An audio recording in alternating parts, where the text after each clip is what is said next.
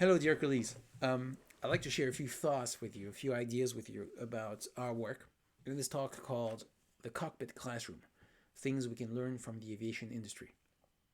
It's a talk that is inspired by, actually largely based on, a talk by a French pilot, retired pilot called Dominique Aix, who now spends his time training doctors and medical staff in hospitals to improve their safety and work processes. And I thought um, I wanted to do the same with us as high school teachers in the industry. So I built this talk for you. Um, I, I come from this place. This is my industry. I spent a lot of time in and around this place. Um, there are a lot of beautiful things, a lot of interesting things that we can learn from it as high school teachers. Not everything. Definitely, there are a number of things I don't miss from where when I worked there.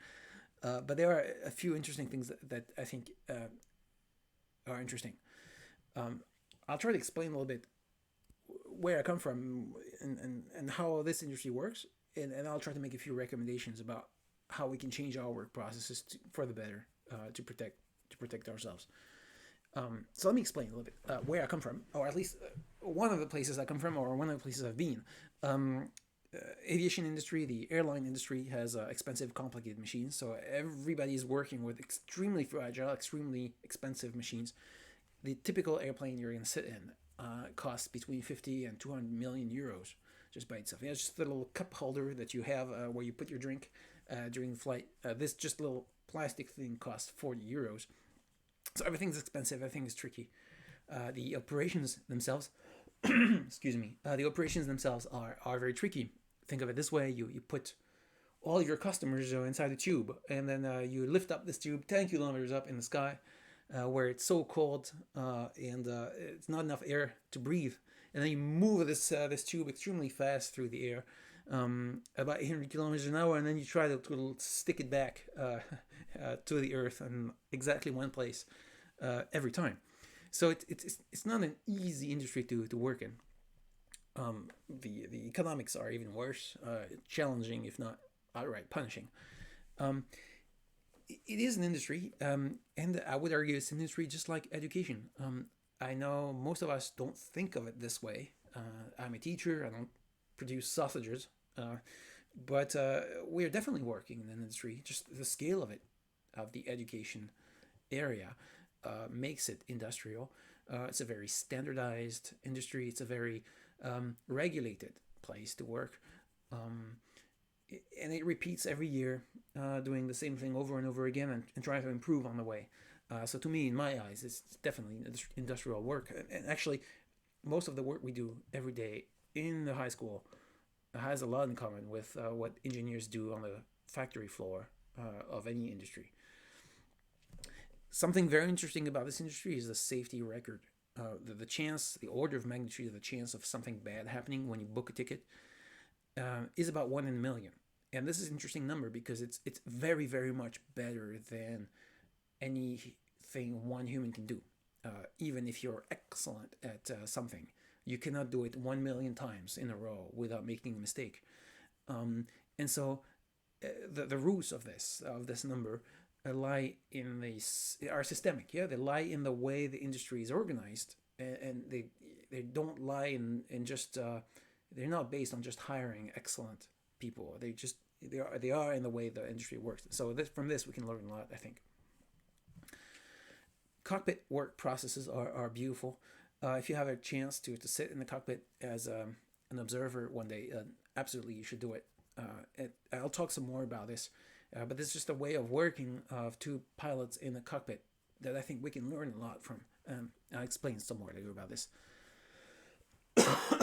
Excuse me. And this industry changes the world one flight at a time.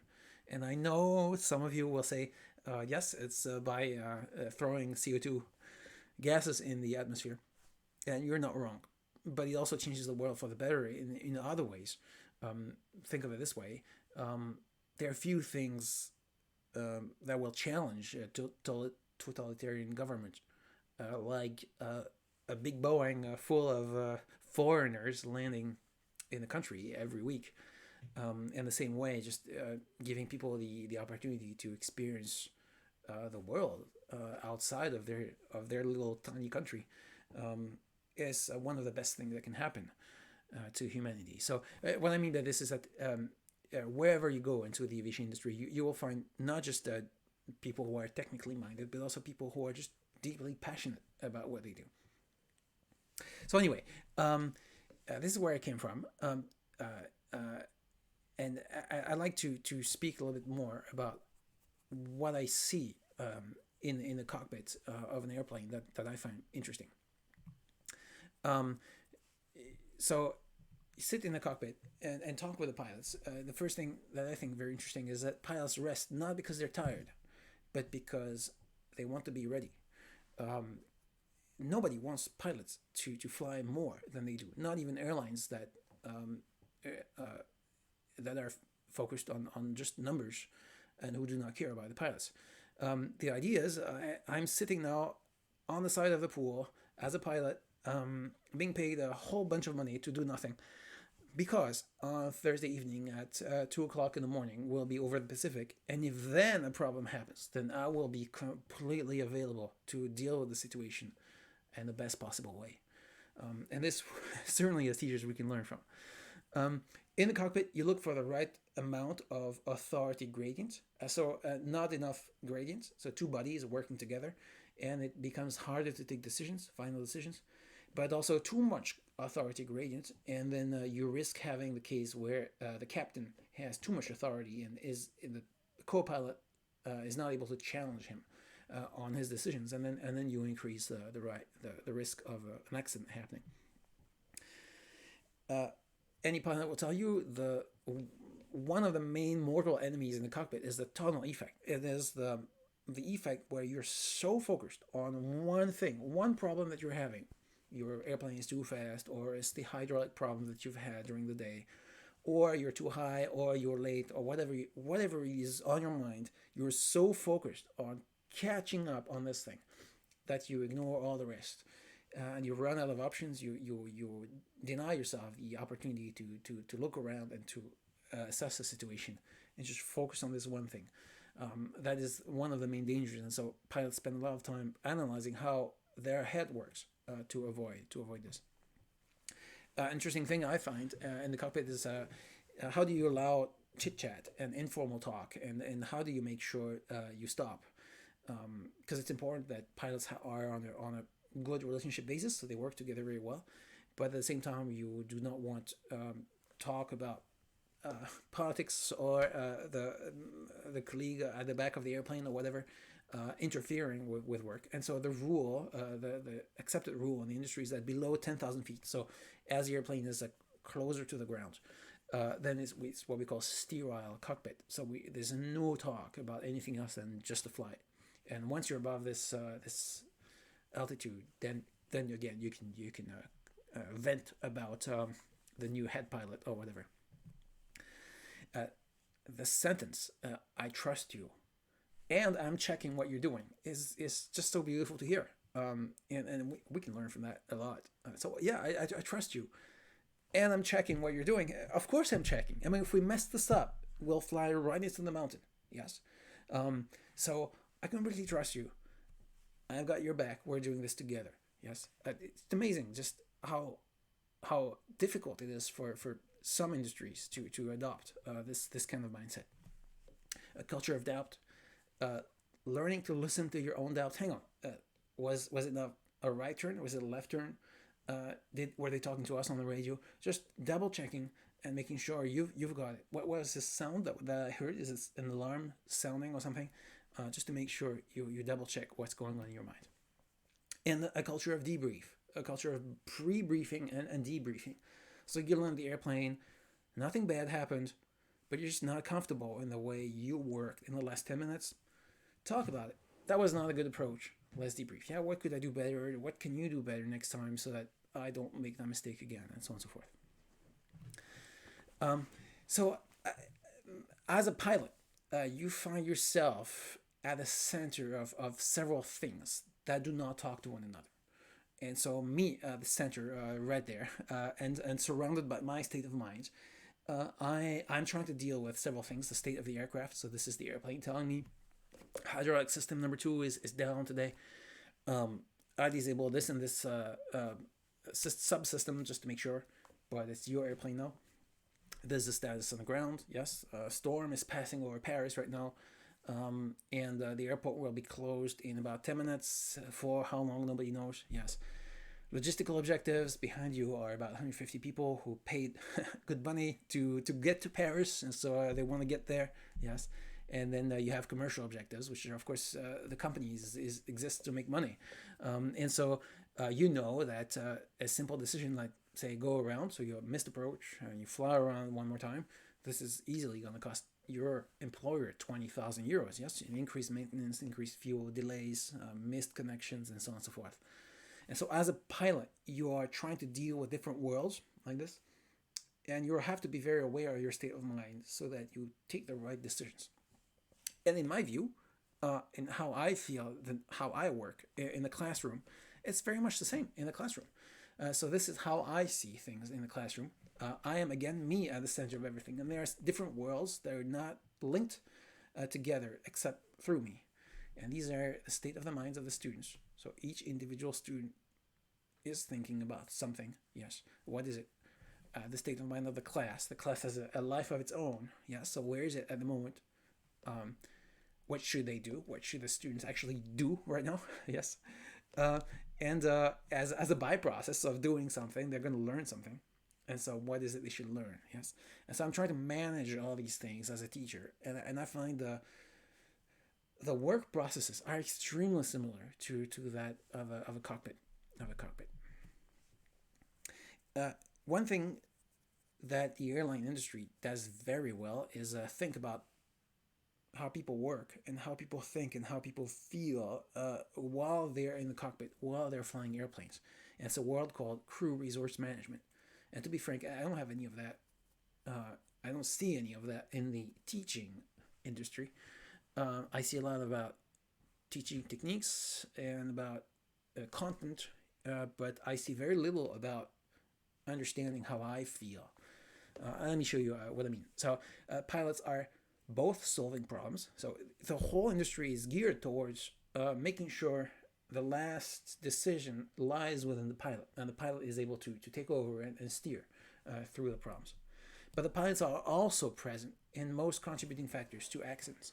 It's because of the pilots. And so you have this contradiction here. And the way the industry deals with this is by accepting completely that pilots are human. As a deep down matter of fact basis.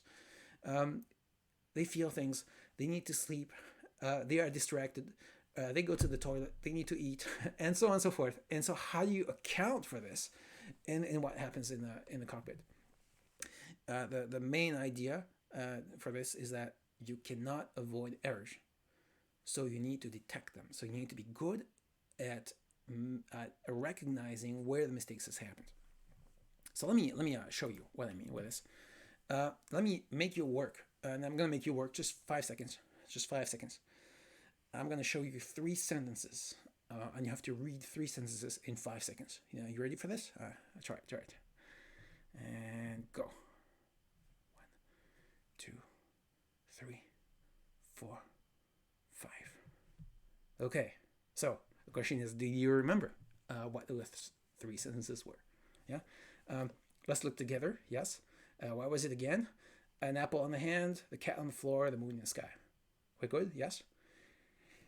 I can't see you, of course. I can't know, but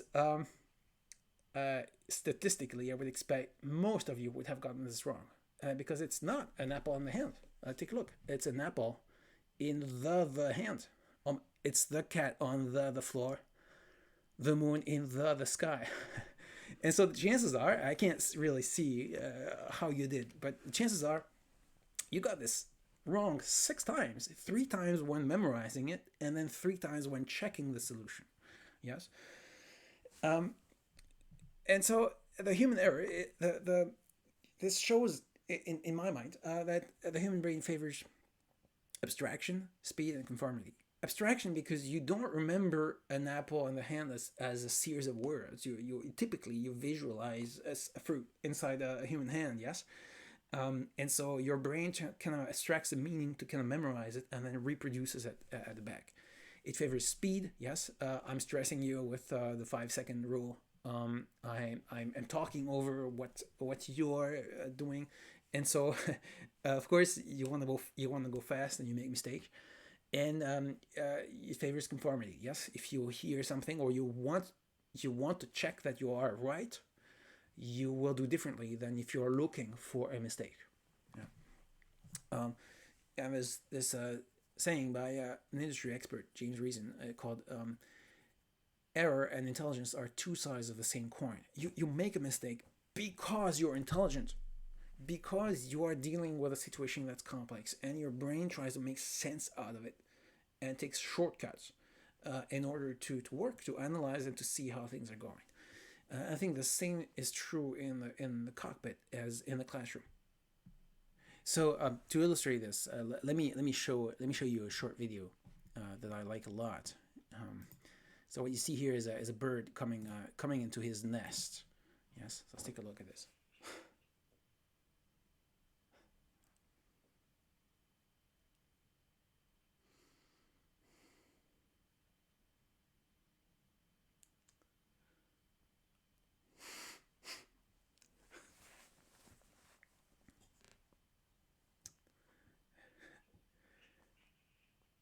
So what is the bird thinking? What is going on in the bird's mind right now? Yeah. Um, I'll tell you what goes in my mind when I make a mistake like this. It's like, who put the stupid branch in the way? I didn't see the branch. Um, the second thing that goes through my mind is, I'm glad nobody saw this. Is anybody around to see it? No, good. All right, because this is embarrassing. I'm an eagle. I'm flying home. Yes, but soon enough, with a little bit of time, you find out that actually the branch was there yesterday too, and today it's not windy. You were just flying home. You know this place. You've done it several times already, but you messed it up. Um, and so there's a lot of emotion to overcome when you make a mistake to be able to understand and analyze and accept it. And if possible, you try to do it quickly. So what happens in the classroom when you make errors, when we teachers make errors? I think two things happen. The first is that students get hurt. Students at the high school are under immense social pressure and they're building their own self. And so when you say the wrong things, you can crush them. It's just as you can lift them up, you can also crush them, and so students get hurt.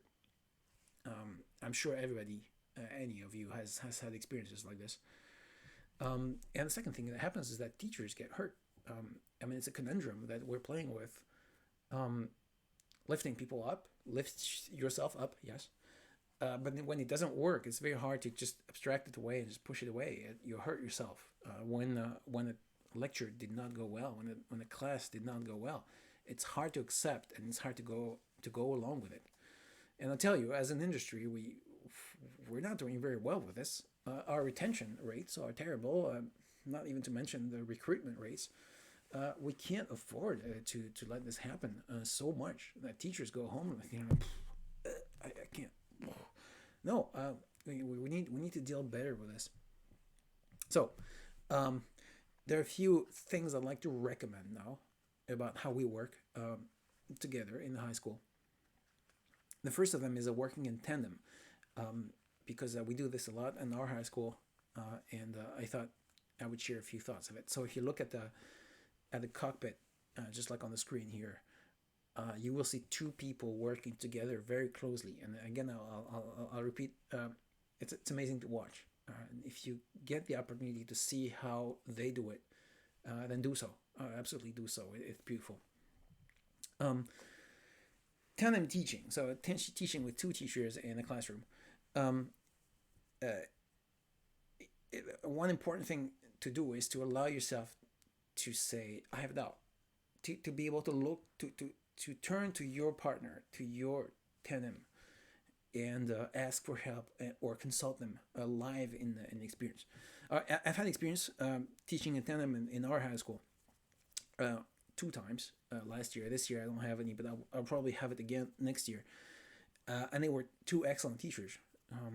But I'm not really happy about the tandem part itself. I thought it was a lot of unknown, and even though I learned a lot, it was a lot more like observing a peer and working together. And I think there are a few things we can do to do that. Yeah. So allowing myself to say I have a doubt. Yes. Being brave enough to say, well, hang on. What should I be doing right now? Yes. And turning to one another. In case you have a doubt, I trust you to interrupt me. Yes. I want you. I want you to watch me and to interrupt me. I will not react in an annoyed way. On the contrary, I'll be thankful for that. This is very important. I trust you. I am checking. Please let's not be one of those industries that where saying something like this is impossible. Yeah, no, I trust you and I'm checking. I've got your back. We're in this together. Yes.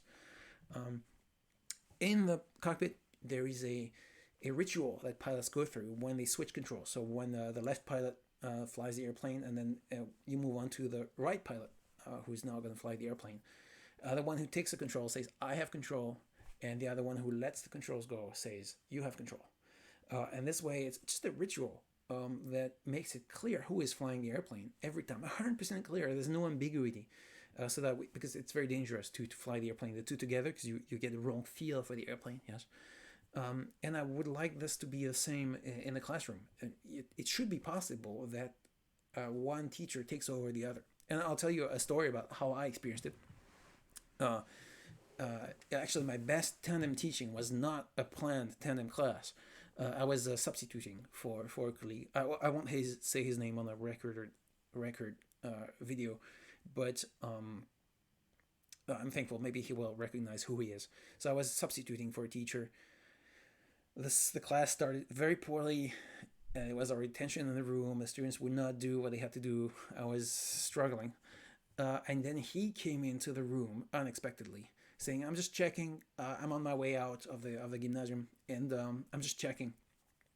And he instantly saw what was up in the room, and took control of the class, and calmed it down, and used amazing technique to just revert the situation back to something really positive and feeling great. And then turned to me and handed me back the class, and then disappeared out of the door. And this way, not just he did not just save the class, but he let me see and experience how he did it. He did it, and then the words and the body language and the tone of voice that he used to do this, I still use almost every day in class. And there's no other way that this could have happened. So much learning for me. He could have told me before the class, "You should do this and this and this and that." He could have told me after the class, "You should have done this and this and that." But nothing would have got me to understand and to improve so much as just taking over. I have control now. You have control. And then switch again. Yes. And so I would like this to be just like a common occurrence during tandem teaching. Briefing and debriefing every time are very important. A briefing doesn't cost a lot of time. It costs 5 minutes. In this class, I'll try to do this and this and that. The goal is that the students hopefully get to click at that point, and then we'll switch to this exercise. If it doesn't work, I'll pick an easier one. Just that it's perfectly clear to everybody inside the class, and especially both teachers, what is going on. And then a short debriefing afterwards. "Oh, great class today. I have nothing else to say." Or, "Well, at that point I felt uncomfortable," and so on and so forth. And again, it's 5 minutes, but it helps a lot processing what happened. A second recommendation I have for us to work is a peer observation, or what we call in German Hospitation. So this is a part where you are the little kid who's lucky and sitting in the cockpit and getting to watch one or two other colleagues in the classroom and see how they work. And so let me be frank with you and say that our culture as teachers, our culture for peer observation is very poor, and there's a lot of taboo surrounding it, and you can just see it in just in the way that the head teachers, department heads, and so on and so forth communicate about this. Very careful, very held back, and trying to reassure people that they're not going to be they're not going to be judged, they're not going to be thrown away or fired. And I would love to change this. My recommendation would be to do it often and do it casually. We do neither of those things. Nobody wants to do peer observation. Nobody wants to have peers in their classroom. And at least that's how I feel. And so I adopted this culture, of course. I'm definitely part of the problem. Kind of a blend in. I never do it. I never have people come into my class either. And this needs to change. I think there are several barriers to overcome. One is the time and energy. For me, it's one of the main factors. I'm tired. I'm tired after my own work, and when I sit in somebody else's class, I get equally tired than when I teach. So I don't have a lot of time and energy to begin with. It's hard to add some more. There's social pressure. If I tell them they're welcome to my class, they're going to think I show off. And if I ask, they're going to feel embarrassed to say yes or to say no, or they're going to think I'm judging them. So that's one big thing to overcome. And the last one is ego. And I have a big ego, and you will have a big ego. You need a big ego to step in a room full of teenagers and tell them what to do for 2 hours. And so there's a part of me that thinks, I know my job. I don't want to be sitting there like a student and watch. I want to act. I want to be the teacher. So let me not do it. But overall, to me, I think it's very detrimental to our work culture. So what I would like to hear in the teacher's room is, yes, please come, of course, especially in that class. Oh my goodness, yeah, I hate this class. And last week was a disaster. So hopefully you can see how it's going, and we can improve together. Yeah. I'd like somebody to tell me, hey, Olivier, I have in 1 hour I have this class. Do you want to come over? I'd love you to come. And this never happens, and it's really too bad. Yeah. And likewise, when you come to observe me working, it's important you understand I expect you to criticize my work. If you don't criticize my work, then not only do I not learn anything, but on top of that, I'm gonna think you don't like to be criticized when I come to you, and it's all about the work. I'm not criticizing you as a person. I'm giving you remarks about how you can make your work better. For sure, if there's anything I can do that makes my job easier, then I would like to know about it. I need to learn. It's a very difficult job, and so there are plenty of stuff I can improve that's going to make my life easier. It's going to make me come home more relaxed. Please tell me about it. Yes. So we need to criticize, not just sitting there and saying, oh yeah, it was interesting. It's not enough. It's just, I'm just surprised at how shy we are with this part of the work. While at the same time, we're stepping in really complicated social situations with the students all the time. So these are my thoughts. The last part of the last recommendation I have is about teaching alone, and this to me it goes well together with gliding because it's so gliding in aviation is a flying. It's always, most of the time, it's flown solo. So you're in an airplane where you are the only person on board. So let me explain a little bit how this works, and I'll see what parallels I see with our job. This is a glider, so it's an airplane with no engine. It's a high performance machine. It's faster than the Porsche. It's also almost as expensive as a Porsche. And since it's got no engine, it can always only fly down. Yes. So to make it very simple, if you don't manage your flight very well, you're gonna have a problem. You're not gonna be able to fly home again. Yeah. If you do this well, you'll fly several hours before you need to land, but at some point you need to land. And if you don't manage it well, you're going to be stressed. This is also, it's a fast machine. It cannot fly slow. So about 100 kilometers is about the minimal speed that this thing can fly at. So when the problems start to develop, the tension rises quickly. You can't slow down this much. And so one of the things that pilots learn to watch out for when they fly this airplane is not just the speed and the altitude of the airplane, the status of the airplane, where they are, so technical factors, but it's also themselves. And so one of the techniques that are used to fly a glider is a notion of comfort zones. It's very simple.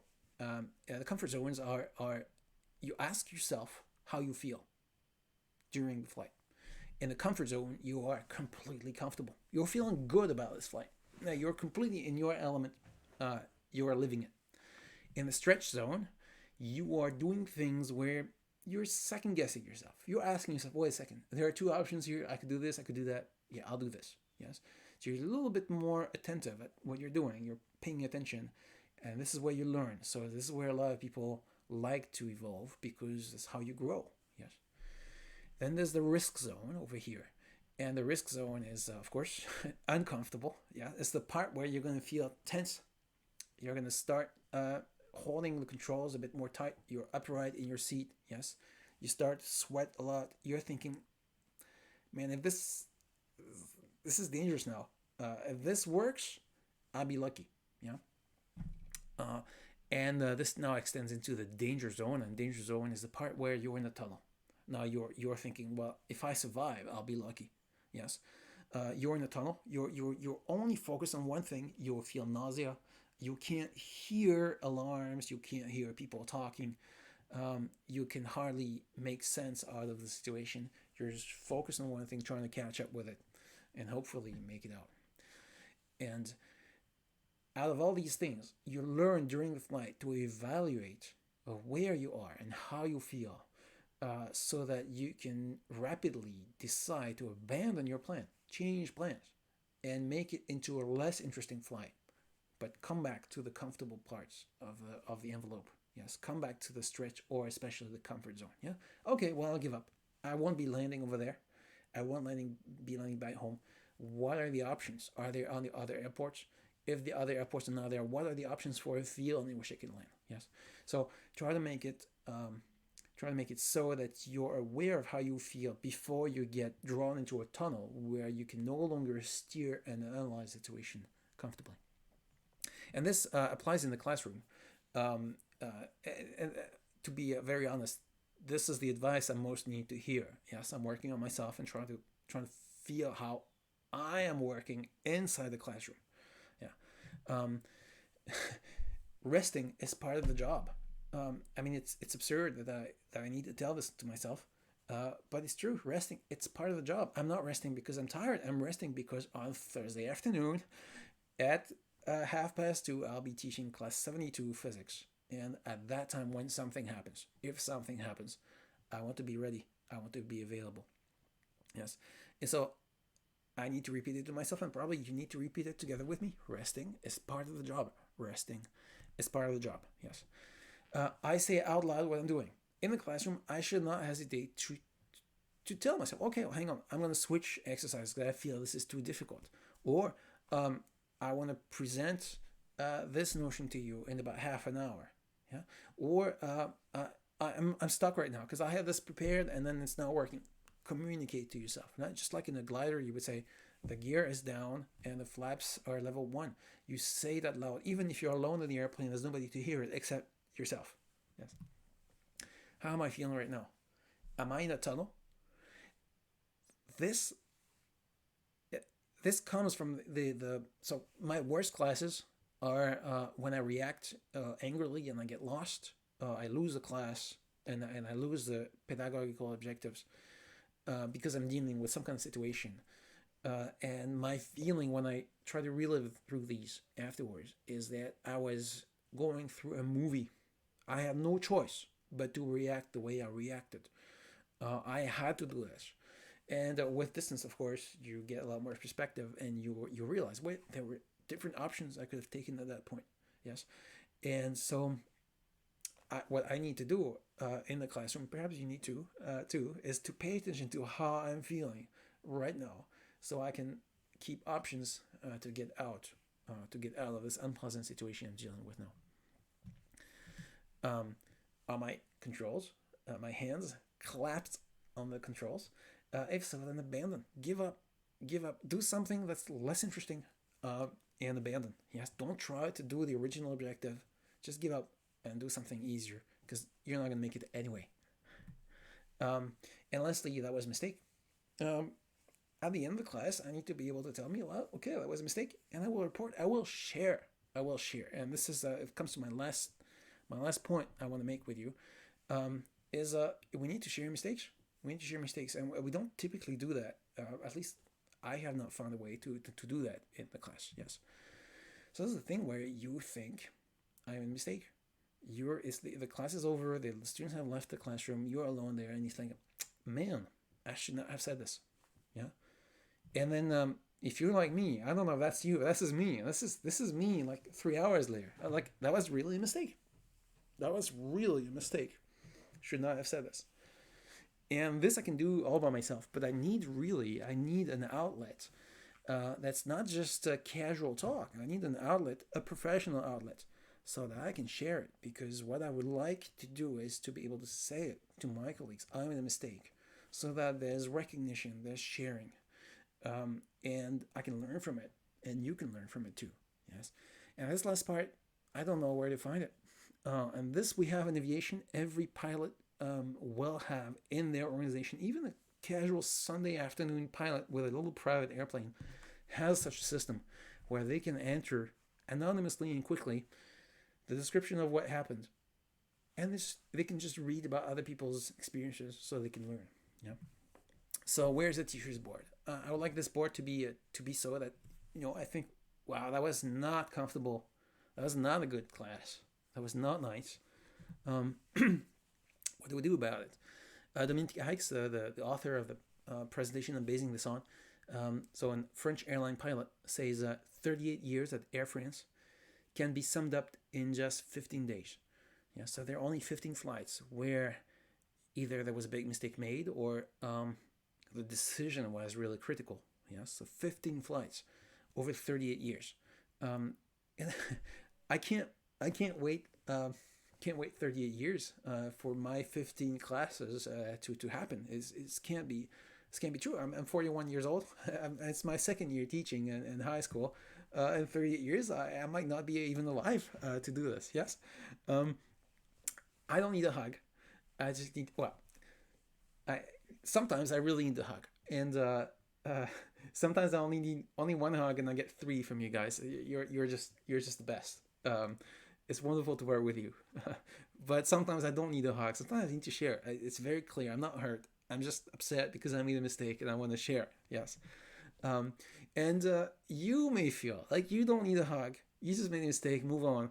But I need you to share. Yes. I can't wait 38 years to make all these mistakes. I don't want to wait that long. And to be frank, I worked in many different places. And the teacher's room is the only place where your colleagues will tell you, don't worry. Just in 3 or 4 years, it will be better. And you're like, what?